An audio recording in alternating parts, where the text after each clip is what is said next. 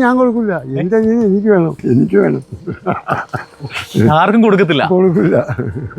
45 വർഷം മുമ്പ് നാടുവിട്ട അനുജൻ ബാബുവിനെ ചേർത്തുപിടിച്ച് 65-കാരനായ രാജൻ പറയുന്നത് കേട്ടപ്പോൾ അനാഥമന്ദിരം ജീവനക്കാരുടെ കണ്ണു നിറഞ്ഞു.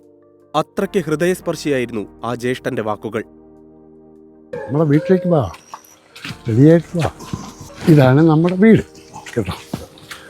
ഇനി ഇവിടെ തന്നെ നമുക്ക് താമസം. അഞ്ചൽ ചണ്ണപ്പേട്ട പരമേശ്വരൻ നായരുടെയും ജാനമ്മയുടെയും 7 മക്കളിൽ രണ്ടാമനാണ് ബാബു.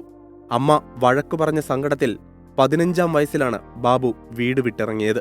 പിന്നീട് തിരിച്ചു വന്നില്ല. മരിച്ചോ ജീവിച്ചിരിപ്പുണ്ടോ എന്നുപോലും അറിയാത്ത അവസ്ഥ. 45 വർഷത്തിനു ശേഷം മുതിർന്ന സഹോദരൻ രാജനെ തേടി കോഴിക്കോട് ആശാഭവനിൽ നിന്ന് ഒരു ഫോൺ കോൾ എത്തി.